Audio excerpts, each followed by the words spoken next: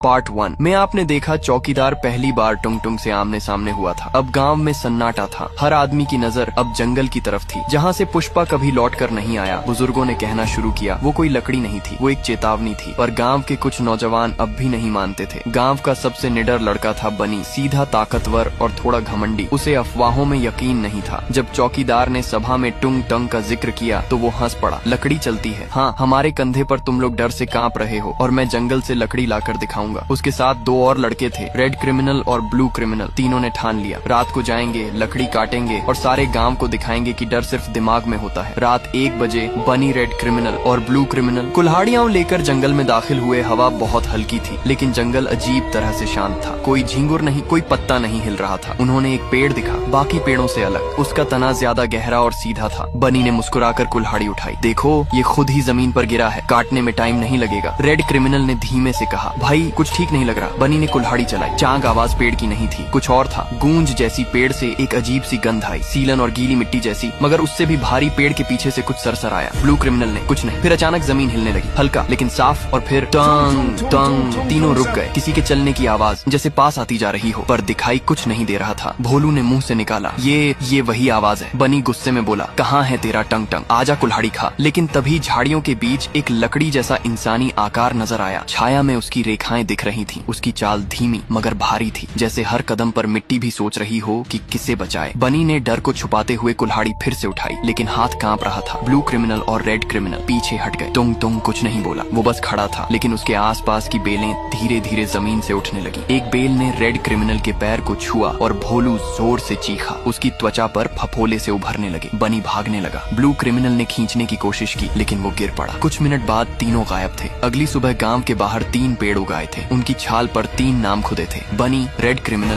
Blue criminal. कोई नहीं समझ पाया ये कैसे हुआ, पर गांव अब समझ चुका था। जंगल अब माफ नहीं करता। चौकीदार ने कहा, अब ये जंगल हमसे नाराज है। जो गया वो लौट कर नहीं आया, जो कटेगा वो उगेगा। लेकिन इंसान नहीं, पेड़ बनकर रात होते ही हर घर में एक ही आवाज सुनाई देने लगी, डूम डूम, कभी दूर कभी बहुत पास। कुछ घरों की दीवारों में दरारें आने लगी, जैसे लकड़ी की नसें फैल रही हों। बच्चों को बाहर खेलने से मना कर दिया गया और गांव वालों ने जंगल की तरफ देखना भी बंद कर दिया। अब गांव की उम्मीद एक ही आदमी पर थी, चौकीदार। वो रात भर गांव के किनारे बैठा रहा, हाथ में लाठी नहीं, सिर्फ आंखों में सवाल था, क्या हम सच में इतने गिरे हुए हैं कि अब जंगल भी हमसे डरता है? वो बाबा कालू राम के पास गया। बाबा अब बीमार थे, लेकिन होश में। चौकीदार ने कहा, अब क्या करें बाबा? बाबा ने कहा, अगर तूने जंगल से माफी नहीं मांगी तो अगली सुबह हम सब लकड़ी के बनेंगे। अगली सुबह चौकीदार बिना हथियार अकेला जंगल की ओर बढ़ा। कंधे पर कोई बोझ नहीं, पर उसके हर कदम की आवाज मिट्टी तक महसूस कर रही थी। जैसे ही वह जंगल की सीमा पर पहुंचा, टोंग टोंग झाड़ियों के पीछे हलचल हुई। फिर वही